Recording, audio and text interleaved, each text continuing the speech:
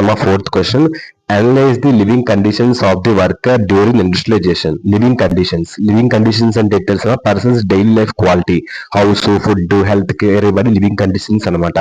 So industrialisation అంటే ఏం తెలుసమ్మా? Country develops industries farming to factory based products, దాన్ని ఇండస్ట్రియలైజేషన్ అంటారు.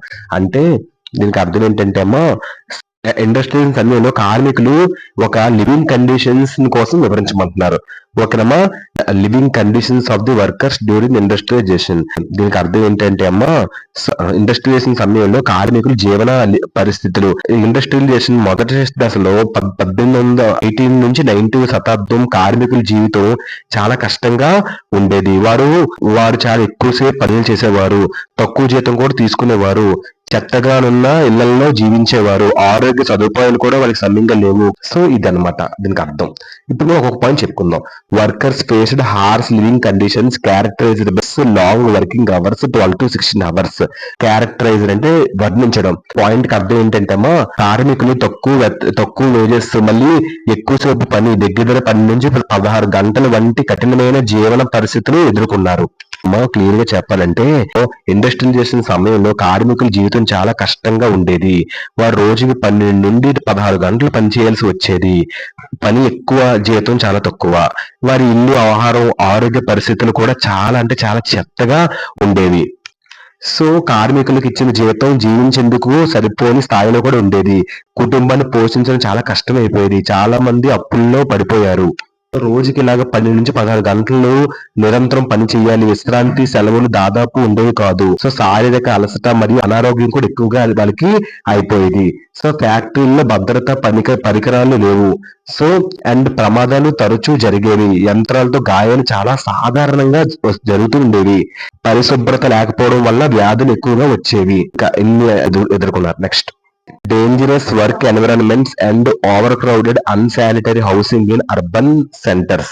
Dangerous work environments అంటే తెలుసమ్మా, workers face high risk of injury, illness, accidents, ఇవన్నీ కూడా డేంజరస్ వర్క్ ఎన్విరాన్మెంట్స్ అంటారు.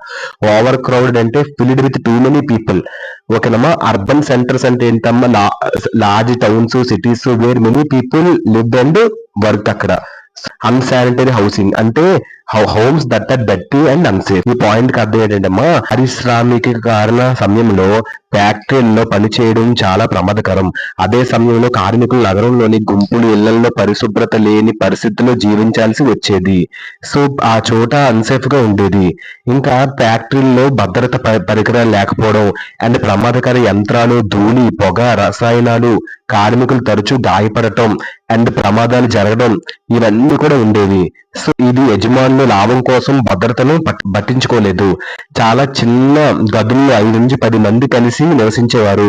గాలి, వెలుతురు సరిగ్గా ఉండేది కాదు. సో ఇంకా ప్రైవసీ లేకపోవడం, గుంపుల కారణంగా దుర్వాసన, సో శుభ్రమైన నీరు లేకపోవడం అండ్ ఇంకా డస్ట్ బిన్స్ లేకపోవడం, చెత్త, బ్యాక్టీరియా, దోమల వల్ల వ్యాధులు రావడం. So unsanitary housings. ఇంకా కలరా, ప్లేగు, టైఫాయిడ్ వంటి రోగాలు కూడా తరచుగా వ్యాపించేది. వైద్య సదుపాయాలు కూడా తక్కువగా ఉండేవి.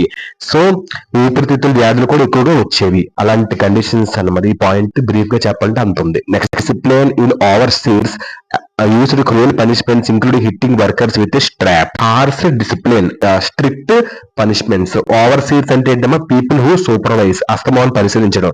క్రూయల్ పనిష్మెంట్స్ అంటే punishment that cause pain, extreme discomfort. Factories లో కఠినమైన క్రమశిక్షణ కార్మికులను చాలా గట్టిగా కొట్టడం వంటి క్రూరమైన శిక్షణలు కూడా ఉపయోగించేవారు. ఇంకా బ్రీఫ్ గా చెప్పాలంటే కార్మికులకు చాలా కఠిన నియమాలు విధించేవారు. చిన్న తప్పులకి క్రూరమైన శిక్షలు అమలు చేసేవారు. కొన్నిసార్లు బెల్ట్లతో కొట్టడం అనేది జరిగింది, స్ట్రాప్స్.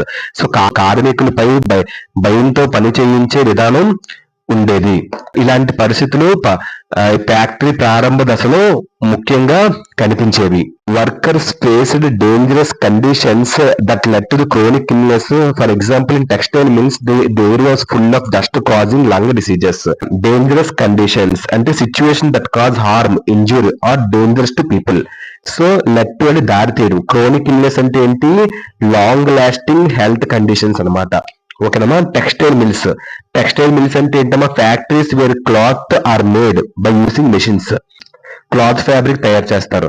ఒక లంగ్ డిసీజెస్ అంటే illness that effect the lungs that make hard to breathe. So ఈ పాయింట్ కి అర్థం ఏంటమ్మా, కార్మికులు ఎదుర్కొన్న ప్రమాదకరమైన పరిస్థితులు దీర్ఘకాలిక అనారోగ్యానికి దారితీశాయి.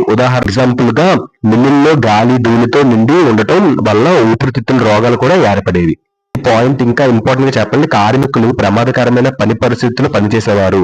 అండ్ ఈ యొక్క టెక్స్టైల్ మిల్స్ లో గాలి దుమ్ముతో నిండిపోయి ఉండేది. ఈ దుమ్మును శ్వాసించడం వల్ల ఊపిరితిత్తుల సమస్యలు కూడా వచ్చేవి. ఇంకా ఆరోగ్య సదుపాయం లేకపోవడంతో కార్మికులు తీవ్ర అనారోగ్యానికి గురయ్యేవారు. ఇలాంటి పరిస్థితులు ఈ యొక్క ఇండస్ట్రియలైజేషన్ ప్రారంభ దశలో చాలా సాధారణంగా ఉండేవి. సో ఇదమ్మా, hope you understand. Analyse the living conditions of the workers during the industrialisation. అంటే షార్ట్ గా ఒకసారి చెప్పాలి అంటే, ఈ యొక్క ఇండస్ట్రియలైజేషన్ కాలంలో కార్మికుల జీవన పరిస్థితులు చాలా దారుణంగా ఉండేవి. వారికి తక్కువ జీతాలు, దీర్ఘకాలం పని చేయాలి అండ్ ప్రమాదకరమైన ఈ యొక్క పని స్థలాలు మరియు అతి ఎక్కువ జనంతో నిండిన అస్వచ్ఛమైన ఇళ్లలో నివసించేవారు. ఈ కారణంగా వారు ఆరోగ్య సమస్యలు, అలసట మరియు పేదరికాన్ని ఎదుర్కొన్నారు. సో ఇదేమో షార్ట్ ఎక్స్ప్లెనేషన్ ఈ point. Okay, understand. Thank you.